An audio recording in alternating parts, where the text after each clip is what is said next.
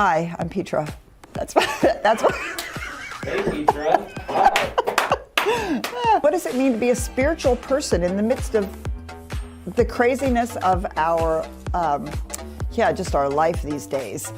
Whether it's raising children, going to work, having to deal with the pandemic, or our political situation. Really practical ways to tap into spirituality. Science of Mind has done that for me, and I'm excited to be doing this work with Oscar and Petra to show you how you can get into your own spiritual ebb and flow and and say what? Live the life that you really want to live.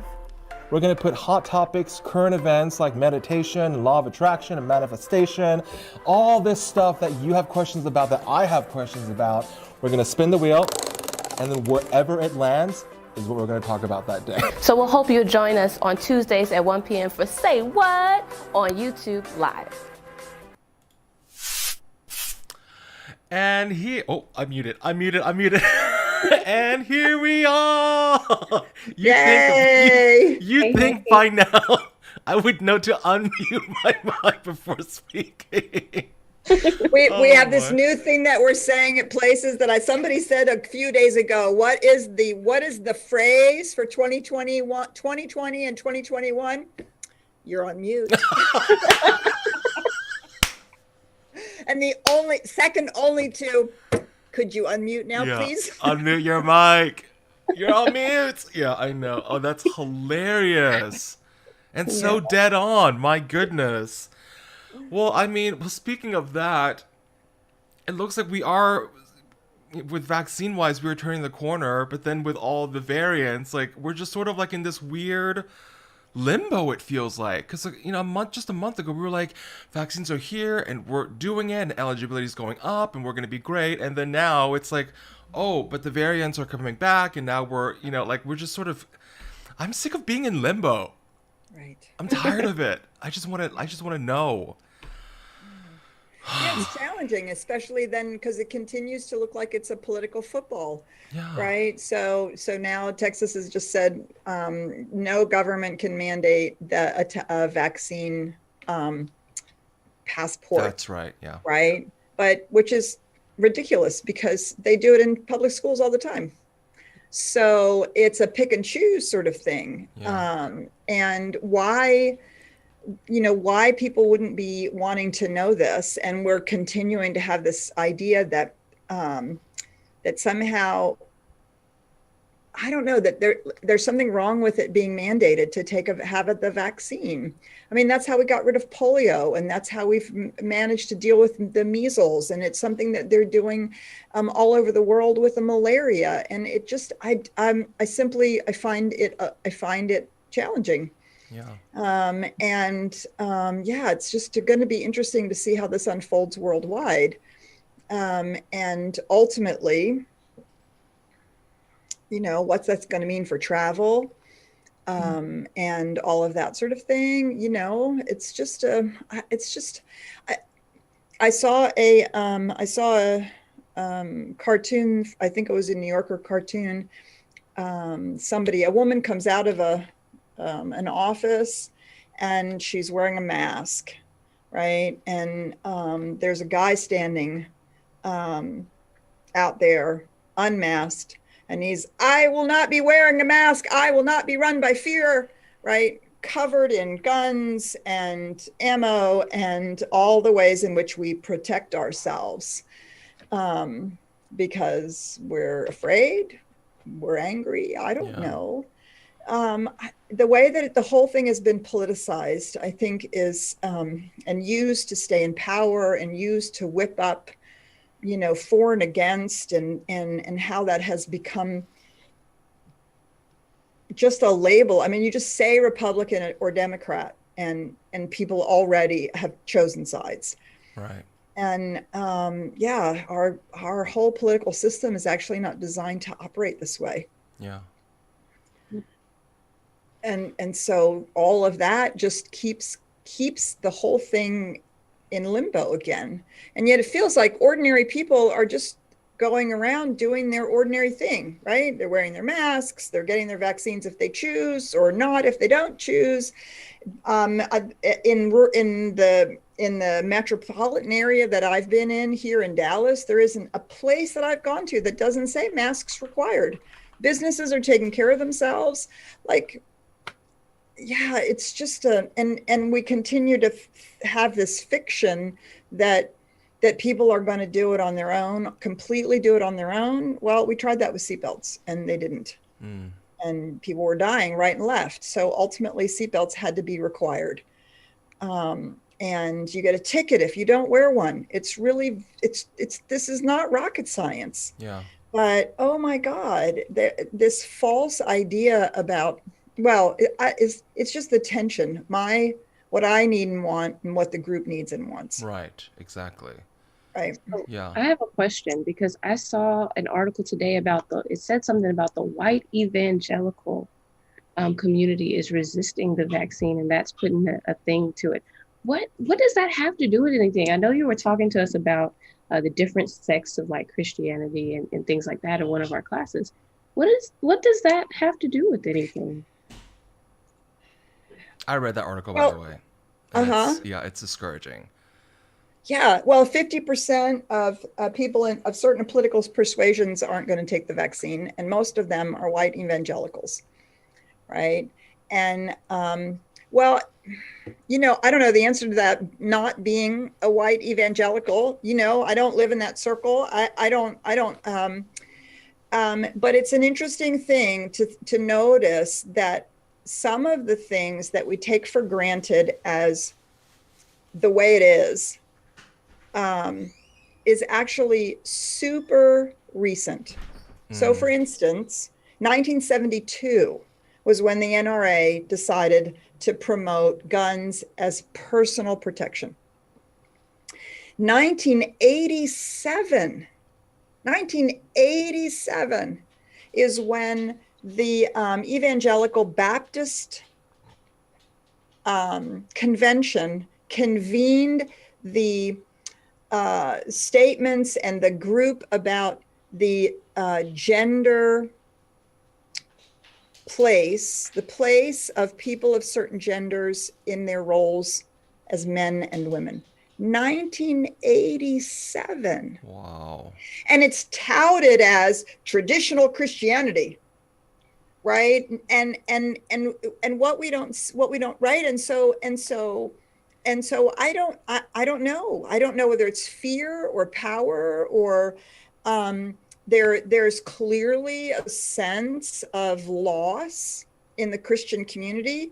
And certainly in the evangelical community, there's a sense of loss of being a Christian nation. There's a loss of being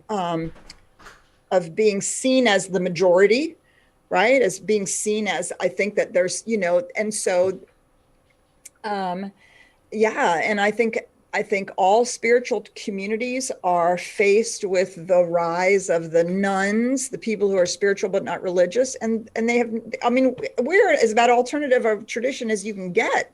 And we are experiencing it. People don't want to have anything to do with organized religion because of all the ways that it has been misused. Well, right. Hence the Protestant Reformation, right? That was the whole point of the Protestant Reformation. And our Reformation today has been more cultural than actually inside the church. And so people are leaving the church in droves. And so I think there's an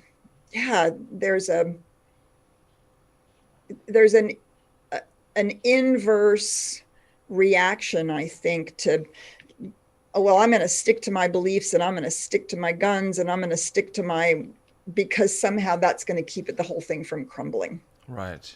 I don't know. I don't know. What do you guys think?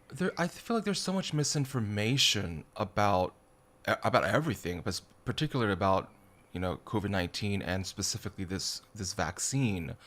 There's so much misinformation spread, and facts are now not just facts; they're politics. Right. Facts aren't facts anymore.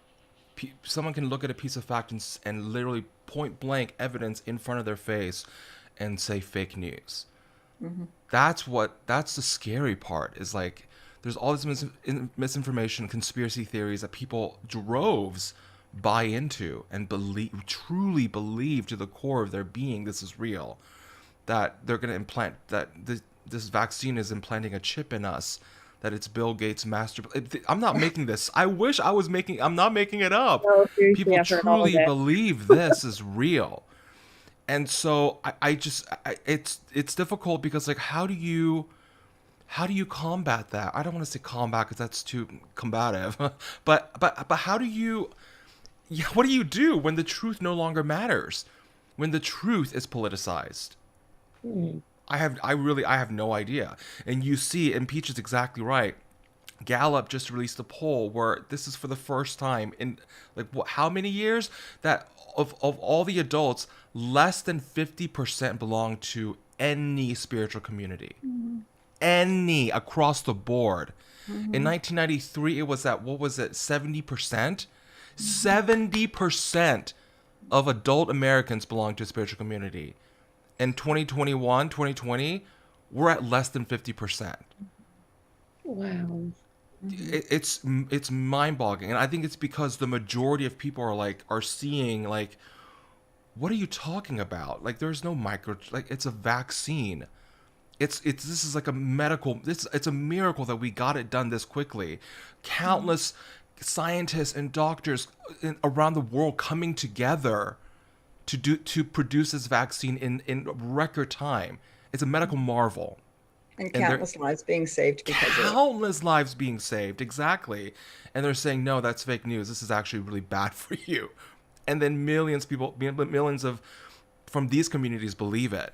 So the majority are looking at it and going like, if that is religion, I want nothing to do with it. But unfortunately, those are the stories we see the most in media, is the spiritual communities like that who are spouting these conspiracy theories. Like, that's what's being reported. So people may think that all religion, all organized religion, all walks of faith are just these crazy people, and completely turn their back on it. And I feel like that's what's happening. It's like lies and misinformation. It feels like they're winning. Well, it's not just they too, right? Left, right, center, doesn't matter what religious community you're a part of. There are conspiracy theories available. Yeah. Right. And that's, the right doesn't have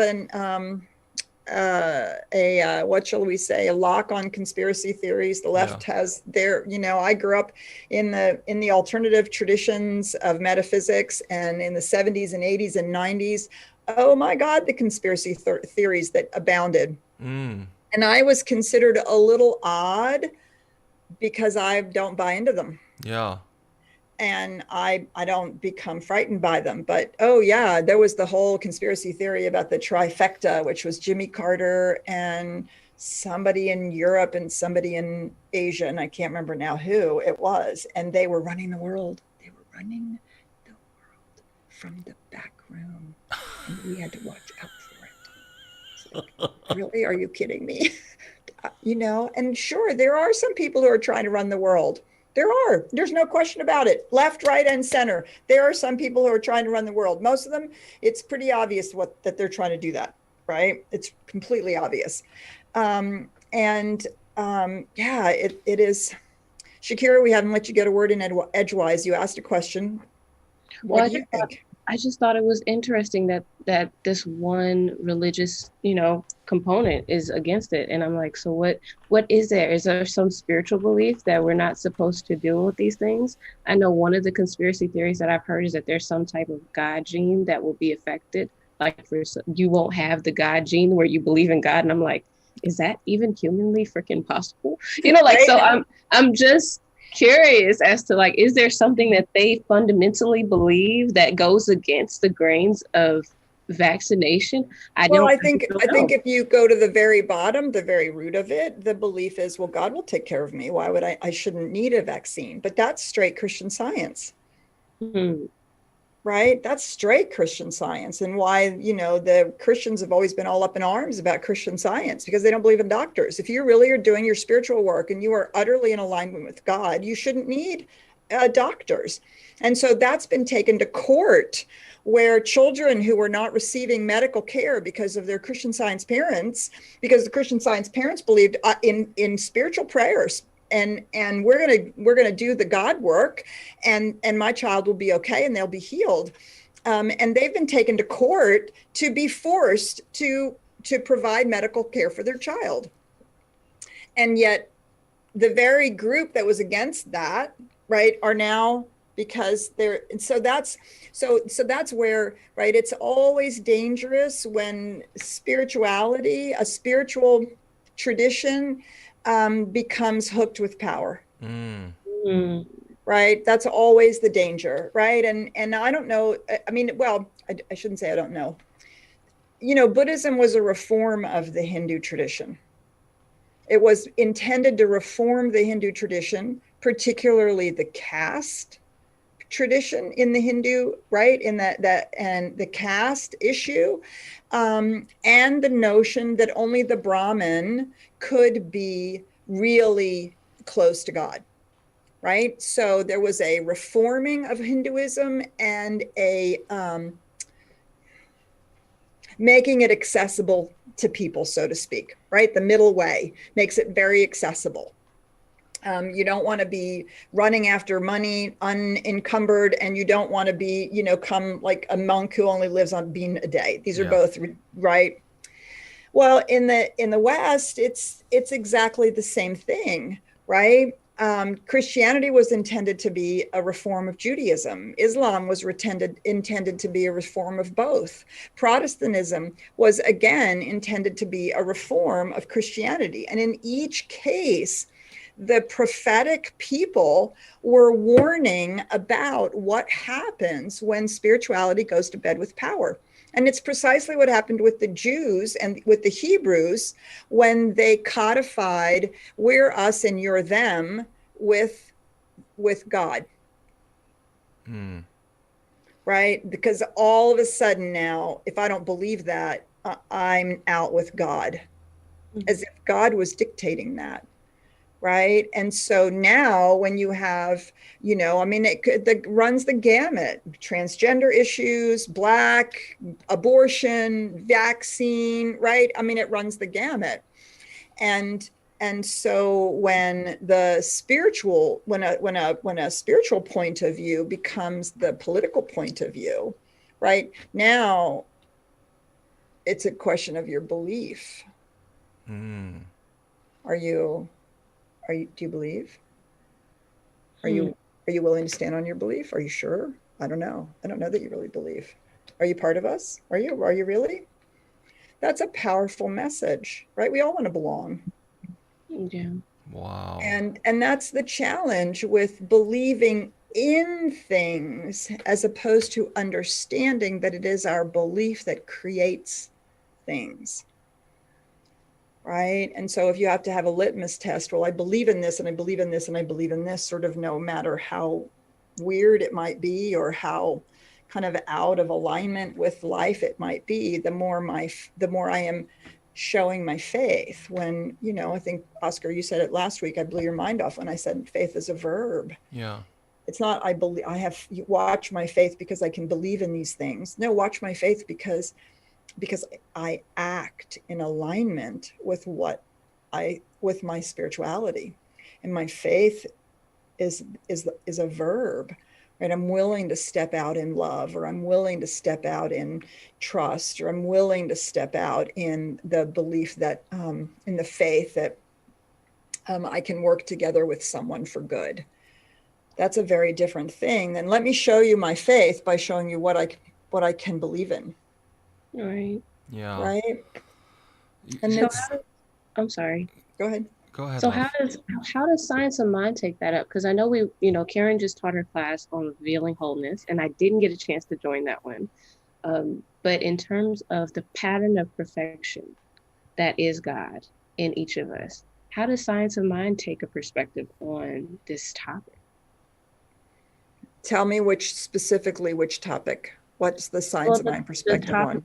The topic of the pattern of perfection that is God, that is each and every one of us, right? And when we talk about healing, and remember in some of our principles around Science of Mind, it talks about that the body can be healed through aligning with that perfection. Mhm. So is that anywhere near, or is there a difference in what we believe in and, what these evangelicals or any religious group that is against vaccinations, is there a difference in that belief, or is it just a difference in how we take it up? Well, I think, yeah, that's a great question. I would say yes and yes. So I think the difference in how we understand it in the science of mind is that the wisdom and intelligence of the universe works at all levels. And so part of our alignment with spiritual truth and part of our alignment with the perfection of who we are might be a recognition that we should stop eating sugar. Oh, buddy, that sugar. Right, because we know what sugar does, and so ultimately the fundamental answer to the question is, how much mental and spiritual coin are you willing to place on the thing you want to manifest, right? Which is why people have remission from cancer but can't seem to cure their cold. Right? Because the truth is, the cold is, they know that it's going to go away. It's not going to kill them. It's, and it's kind of annoying. Maybe I even like those 2 days in bed, might need the break, right? All that. So the truth is, I'm really not all that focused on it because I'm not afraid of it. I'm not worried about it. I'm not, right? But if you're facing a cancer diagnosis, or you're facing some sort of a really serious illness, and you decide to use your mental and spiritual coin to heal it, you're more likely to spend all of your focused attention on your mental and all of what Science of Mind calls your mental and spiritual coin, which is the diligent dedication to the awareness and belief and realization and embodiment of wholeness, right? It's not just enough to talk about it or say it or pray it or any of that, right? We have to embody the realization of that wholeness. We have to absolutely experience it as the truth of our being, regardless of the condition that we're having. And the more life-threatening, the more likely we are to be that focused. Does that make sense? And Yeah. so between the two extremes of a common cold and a life-threatening illness, right, are all kinds of there's a whole gamut. And so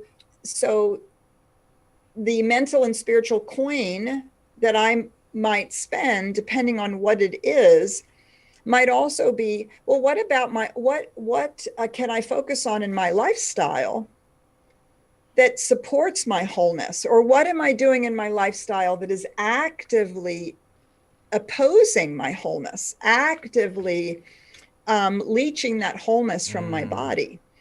And so we don't check our intelligence at the door, right? And we believe that in Science of Mind, we say that the intelligence of the universe works through everything. So it works through the pill and the doctor and the surgery and the supplements and the Reiki and the massage and the lifestyle changes and the treatments and the spiritual work. And so rather than these things being in opposition, we constantly feel like science and spirituality are in opposition. What if we saw them as intimately working together? Right. And so part of what I do with people, and I've done it myself, is if I do feel like I'm taking some medication, my prayer is my body absorbs exactly from this medication what it requires, releases exactly what isn't needed. There's a complete alignment in my body for this medication. If it's not the right medication for me, I'll know it. I'll know not to take it anymore. Therefore, I should have no side effects and I should have a swift and effortless response. Do you see? Then my spiritual work is actually supportive and alignment, right? We did a lot of that work before we took the vaccine, that it would be just an effortless process and that our bodies would be very, would take on only that part of it, which was in alignment with the wholeness, and anything that was there that was not necessary or a body didn't need, it would just be moving right on through. Yes. Right. And so I think that's the difference, because and we see it in the science of mind and metaphysics, people who feel like they're not being spiritual if they take their medicine. They're not being spiritual. I should be able to heal this. I should just be able to heal this, or I shouldn't have to have surgery. Maybe that is actually the answer, unless you really are willing to spend the mental and spiritual coin to heal that. That is dedicated, diligent effort. And it's, of course, a lot easier if you've already had years of spiritual, dedicated, diligent effort. But if you're coming to it fresh and you don't have the mental discipline, never to be afraid, never to imagine it killing you, never to get in, right, to really, that is a tremendous, so for God's sakes, get physical support. Yeah. Yeah. Wow. Petra, I was trying to hide it. You did actually blow my mind again with another thing you just said earlier. You said it's not just something, or it's the difference between something you believe in as opposed to your belief actually creating. And I was like I was like this. I was like trying not to freak out on camera, but I was freaking out. That is so dead on. That is something that just rings so true to me, that has never been verbalized in a way that I've understood. That it like, duh. Like, it's just like an internal thing that you know, but you just verbalized in a way that I was like, oh my God. So thank you for that. We have to ask Brian to clip that and put that out there, because that was such an epic statement. I'm telling you, she does it every time, doesn't she? Every freaking time. Like, come on, man. Jeebus. Wow. Okay, since you guys, it is 1:30. Right, let's spin the wheel. Ta-da! We're gonna do it. Knock the dust off that thing. I feel like I haven't seen it in so dust? long. I know, because we keep talking about all these crazy current events, man. All right. All right, and a 1, and a 2, and a 3. Oh my God, Petra, this is gonna be all you. Quantum physics. Oh. This is good. We get to have Petra nerd out. Yay, I love when she does this.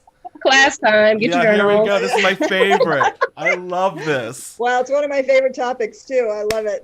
Oh my God, I'm so excited. So somebody asked me the other day, what am I reading now? So I'm reading a book called The Magician of Lhasa. Yeah, The Magician of Lhasa. It's the first of 2 books. It's a fiction. It's a little bit like National Treasure. Remember that, and there's some document, blah, blah, blah. And the bad guys want it and the good guys want it. I haven't quite figured out who the bad guys in the story is. But it's set in Tibet, and it's set in the Buddhist monasteries and the fleeing of Tibet in the 1950s and current California, right? So in nanotechnology. And the whole thing is about spirituality and quantum physics. It's just fabulous. It's fabulous reading. I'm thoroughly enjoying it. I highly recommend it. I don't know what the second one. I can't remember what the second one is called, but I'm certain I'll read it too.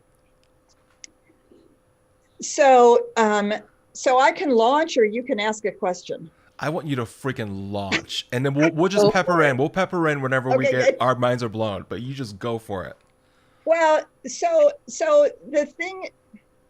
quantum physics, right, began with the idea of the double slit experiment, that a particle is both a wave and a particle, that a subatomic particle is both a wave and a particle, right? That became quantum mechanics, and now it's they have lots of other terms for it. They have quantum tunneling, and the most foundational idea is the quantum field.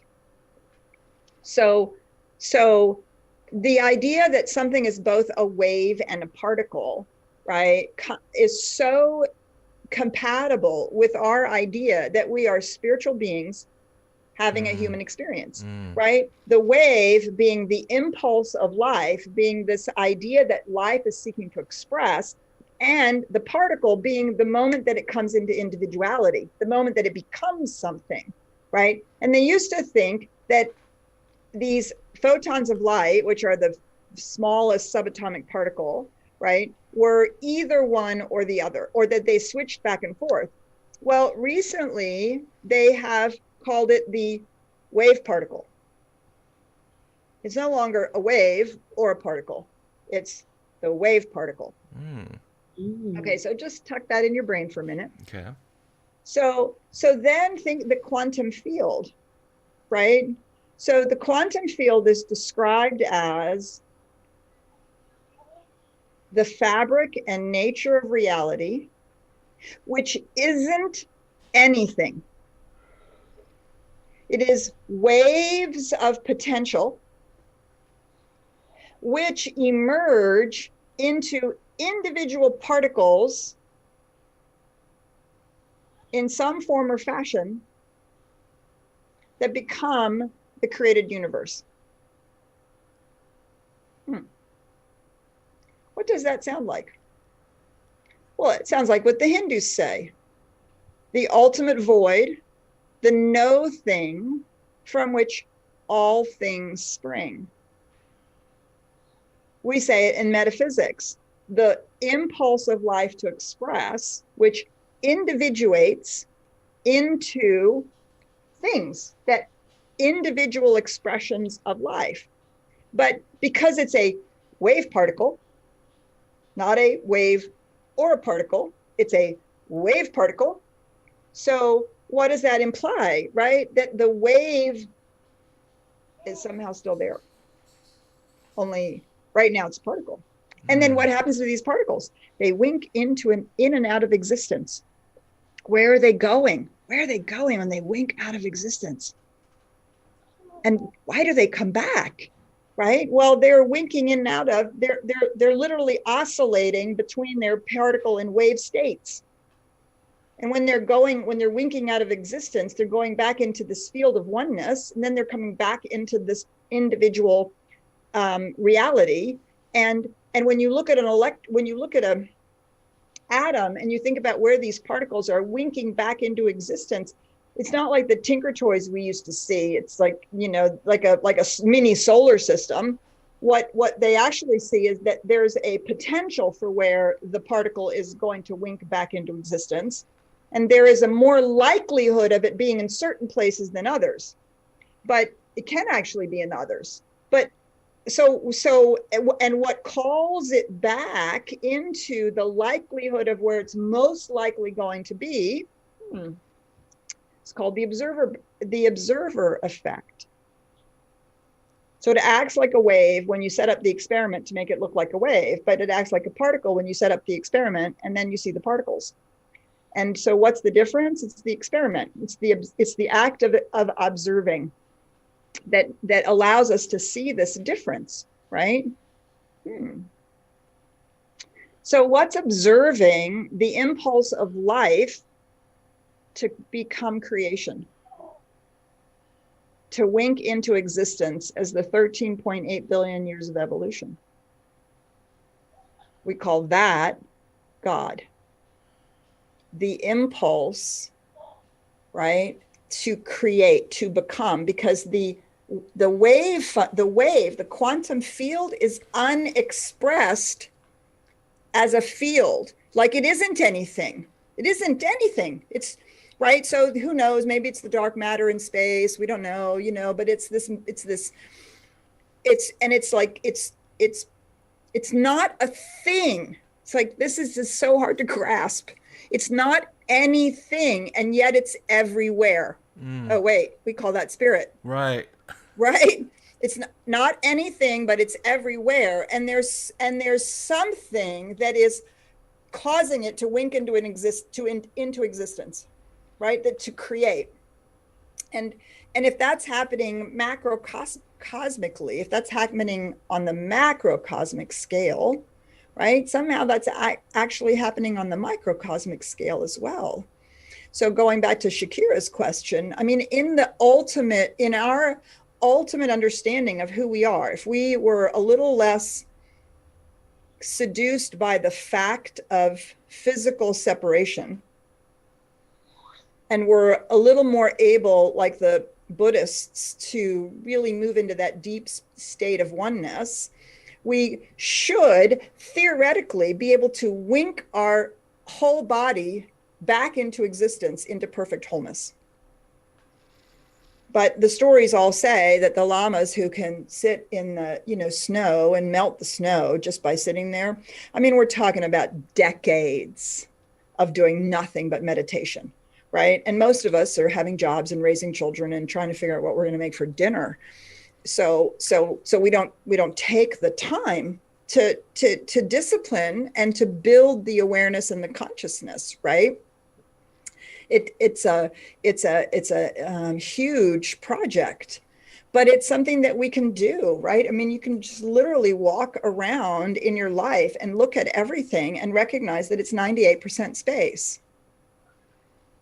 The 2% that's not space is there, as an astrophysicist said. I've got to look him up. I can't ever remember his name. Who said the astrophysicist said, well, the only reason it's there is by habit. Wow. Because it's habituated, right? H2O is habituated for the electrons and the protons and the neutrons to wink into existence habitually as H2O. Because that's how things begin to coalesce, and then it becomes a habit, but it's not a requirement. And so we can move to that place, right, where we're engaged with our lives entirely differently. Now we can spend countless hours trying to walk through walls or trying to, do really esoteric things. Or we can start right where we are and say our lives are drawn out of an infinite field of possibilities. That's the quantum field, right? The matrix, the force, all the ways in which to talk about that. And we say it two ways. We have in the past say we narrate our life into being. Definitely some truth to that. But if you want to go even deeper into the spiritual work, what we do in our spiritual work is we observe our life into being. Oh my God. And where do we do the observation? In our consciousness, right? Why? All the affirmations, all the visualizations, all the law of attraction work, all the teachings about all of that, right? It's one thing to affirm it, but we have to affirm it until we literally observe it. And I don't mean that it's a requirement that you visualize it, because not everybody's a visual person, right? But you can sense it or feel it. You have a way of maybe describing it in your mind, that if you're a very auditorial word person, that makes it real, right? You make it real in your consciousness in some form or fashion. And so we use the term observe because that's the term that we get from quantum physics. And of course, it's also the term that we get from meditation, right? You become the observer of your life. Mm-hmm. And so you observe those things that you want to not keep reproducing. You observe them going by, and you observe love, or you observe truth, or you observe harmony, and you seek to observe it into existence, which means you have to be able to imagine it, see it, feel it, identify it, make it real, which then calls the quantum field into existence. Right into existence in a way that might be outside of the habits of our thinking and feeling. Yeah, it's wild stuff, right? It's utterly wild. And so they're still looking for the way in which the quantum mechanics and the Newtonian physics can be reconciled, right? But why? Isn't that the paradox? Right? And to reconcile that we are spiritual beings having a human experience, it's not so much reconciling it as it is recognizing that it's a complementary wholeness. Mm. Right? And both things are simultaneously true, which of course most of us want. We want it black and white. We want the answers. We want it to be a certain way, right? And what if it were a both and? And what if the unified field theory is that at the subatomic level, everything works according to the quantum field, and at the macrocosmic level, it works at Newtonian physics. Why couldn't, you know what I mean? Why? Because that's what's true about us too. We're not trying to not be in our bodies. We're not trying to not be embodied beings. What we want to do is remember that it comes out of the quantum field. That the movement comes out of the quantum field, right? Just for, like we say in metaphysics, the movement comes out of causal reality. That's the movement that we want to be engaged in. Yeah, oh God, this just, and so then you have Schrodinger's cat. Is it alive or dead? Sitting in a box. Is it alive or dead? Well, what do you expect? What do you expect to see when you open the box? Or what if the possibility is it's both alive and dead at the same time? Wow. Oh yeah, you can just bend your mind around that for quite a while. Yeah. Right, which opens you into the whole multiverse, right? If it's both alive and dead at the same time, that means that when the box is opened, in some universe, the cat is alive, and in another universe, the cat is dead. And so these things are happening simultaneously. Oh, wait, doesn't that sound like the idea that in the universe, that from the spiritual point of view, everything is always in the eternal here and now? Yeah. Right? And yet we have the space-time continuum that provides us with extension and duration as if they were something, right? Yeah. And so, so the possibilities become, so let's circle all the way back around, Oscar, to your comment about facts and fake news, right? The challenge with all of this is that we begin to see that facts are a little slippery. Macrocosmic Newtonian physics facts are not so factual at the subatomic level. And what we have to start looking for is truth. We have to start looking at things from a point of view of truth. And when I mean truth with a capital T, right? That which is universally true, always true, everywhere, for everybody, all the time, right? That's the only universal truth there is. Otherwise, what we have is perspective. Right. We have individual perspectives, right? Which is why all our lives look so different, because we're observing our lives into being from a different point of view, from different perspectives. And so we have become very fact-based and this is circling again back around, right? The whole, since the Enlightenment, the scientific revolution and the Enlightenment, we've lost our ability to believe in myth. And we have become disembedded in the soulful, embodied experience of belonging in the universe. And the curse of modernity is isolation, alienation, aloneness, the anonymity of the cities, right? And all of that has been supported by the scientific idea that it only is real if we can have facts that show us that, right? And so our spiritualities don't deal in facts, they deal in truth. And that is a big challenge. The issue with the biblical interpretations, and that it's literal, the idea that you have to take the Bible literally as fact, as historical fact, has only emerged in the 1900s. Only emerged in the 1900s, maybe the late 1800s. This is not traditional Christianity. It emerged as an antidote. Well, no, it emerged as well, if everything is a fact, then this must be a fact, or I have to question my religion, right? So all of this has to now be facts. And so the manipulation of facts becomes possible. Wow. Because now I have to, right? And then that whole facts and fake news and all that stuff. So the truth, right? This universal truth takes us underneath the macrocosmic level of perspective into this quantum reality, which is utterly present all the time, everywhere. It has the intelligence to become anything. It is unseparatable, undefinable. It has no space and time. It has no form.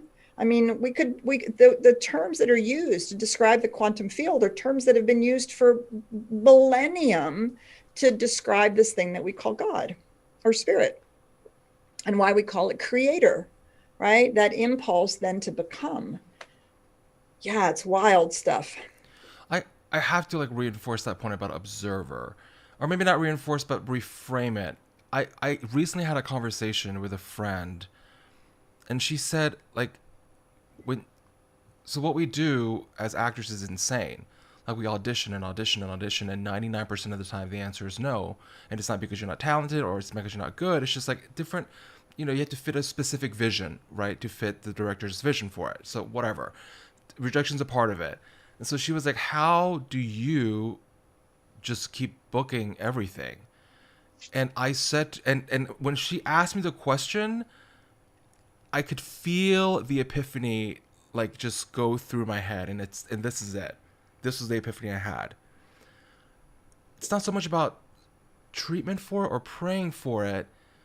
When I get something, or when I audition for something, it's not about like, oh, I want it, or I visualize it. I'm gonna affirm it. I don't have to affirm it. This is the difference. I know. Mm-hmm. I just somehow I simply know that I'm gonna book it. Yeah. And then of course I book it. Right. And then, which is another. Yeah, but yeah. So it's interesting because it's like that was like, oh, there is a difference. So what you just said, you observe things into being. I know things into being, I guess. Yes, and another way of saying that is you simply see yourself. You already have the part. So why would I even affirm it? Why do I even need to do spiritual mind treatment? That's exactly what exactly right. Mm-hmm. That's what you mean. I think you mean by, well, I know it's mine. So, right. And of course, the only reason we do spiritual mind treatment or we do our affirmations and our visualizations is to build that sense of knowing. Yeah. Right. And when we have that sense of knowing, when we don't need to do that because we're absolutely in that space. And then of course you call it out. Yeah.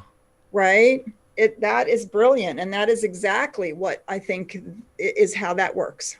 But it took me 34 years to have that epiphany, to suddenly go, oh, wait a minute. Yeah. It's not, when you just know it, there it is. Right. Yeah. Wow. So So when you said observe things, I was like, oh my God, my head is spinning. This is amazing. How fantastic. And people will ask, well, how do I know that I know? And of course, when you're asking that question, then you don't know. Right.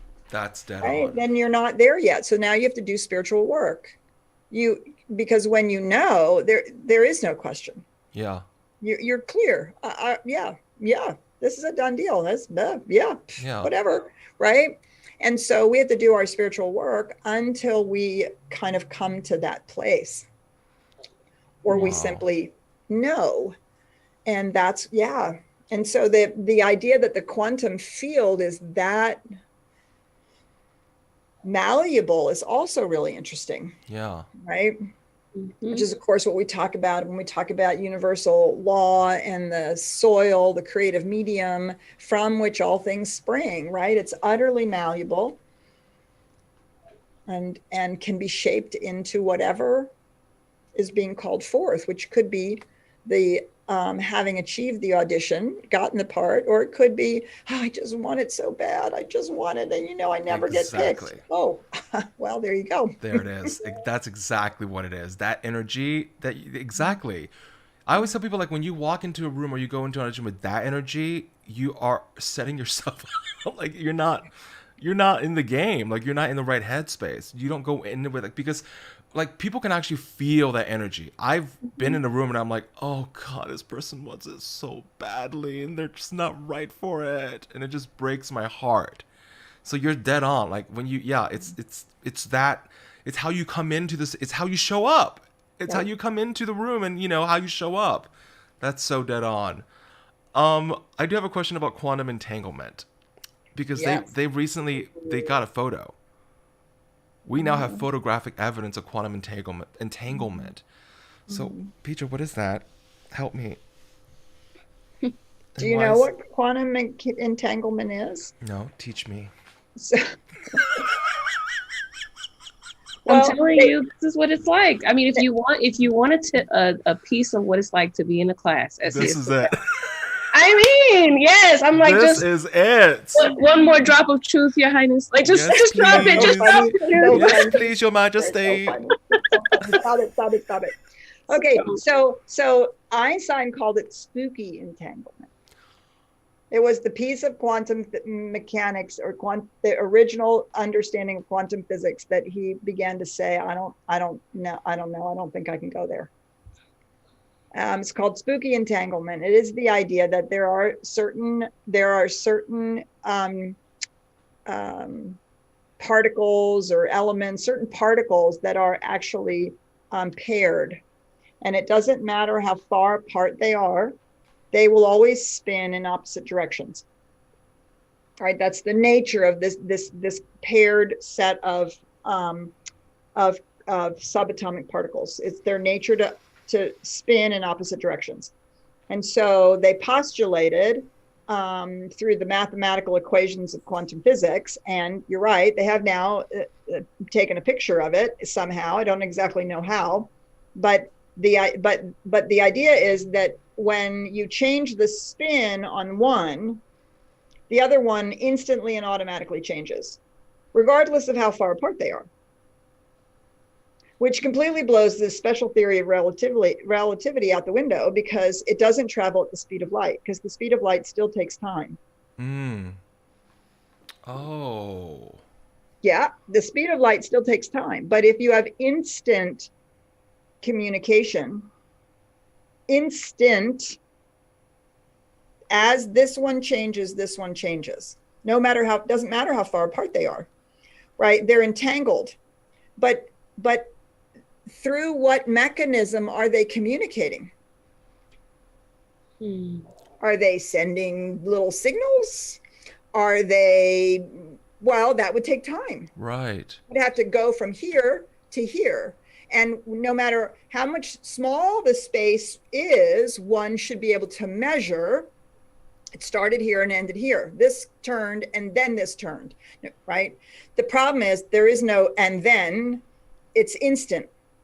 It's instant no matter how far apart it is, which implies something entirely different. Because now there's no, we've moved outside of space and time. No, you have to stop it. Like we talk about these things as if it was like, oh, that's cool. Oh, Yeah. that's cool. Blah, blah, blah, blah, right? No, we've moved outside of space and time, because there's no duration, which means that no distance has been traveled. So space and time has ceased to exist in spooky entanglement. And yet the particles themselves actually exist in space and time, because you can take a picture of them. Right. Hello, do. Right. So now you have to go back to the wrinkle in time, right? You remember the tesseract? Yep.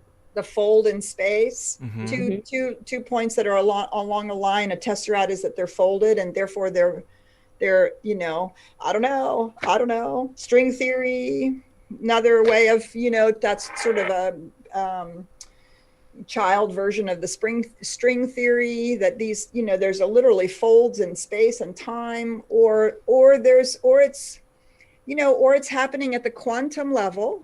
And what do we say in metaphysics and the science of mind? That which is known in the mind of the one infinite reality is known instantly everywhere. Why? Because it's one mind, one infinite reality. So, you know, I always like to do this little experiment, do this little thought experiment. So imagine, right, you have this I don't know my right from my left. I have to look.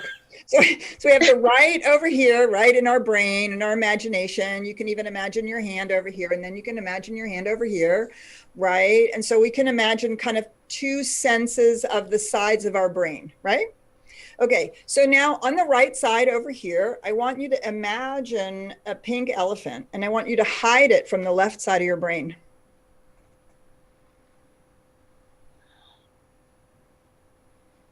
Is it possible?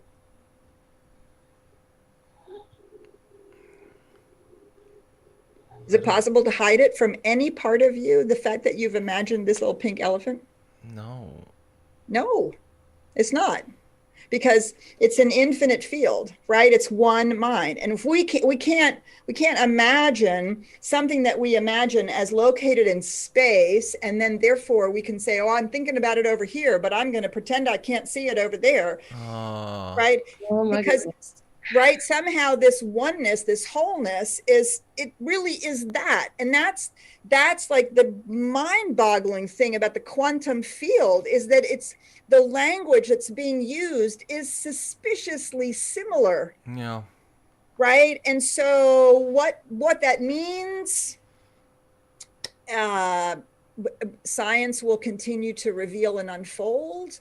But there are some really extraordinary implications if we can find our way to be engaged in life at that level, right? Because then we can, in fact, actually imagine that we have the butterfly effect, right? If the wing gets flapped here, there might be some other, who knows what, right? If I set an intention here, why is it that my job all of a sudden appears over there? Or and all kinds of implications that are possible when this is considered as an element of the way the universe itself works. So, so some of these things become less weird and woo-woo. We don't know how all of that works, and we don't know what all the implications are for the physical reality. But if nothing else, it gives us an extraordinary metaphor. Even if it's not a one-to-one relationship, it gives us an extraordinary metaphor to get a hold of. Because we really do recognize that the natural laws are reflections of the spiritual reality. So maybe our thought about, we co-create our life is not so far-fetched after all. Exactly. You guys, what an episode. I love it. To all of you watching on YouTube Live, thank you so much for joining us today. I had so much fun today. I cannot even tell you. This is so awesome. So listen, join us again next week. Next Tuesday, 1 p.m. we will be here with you. Check out CSLDallas.org for all of our upcoming events. And if you missed our Easter Sunday, just past Sunday, get on YouTube, get on Facebook, check out the video. It was epic. It was awesome. So good.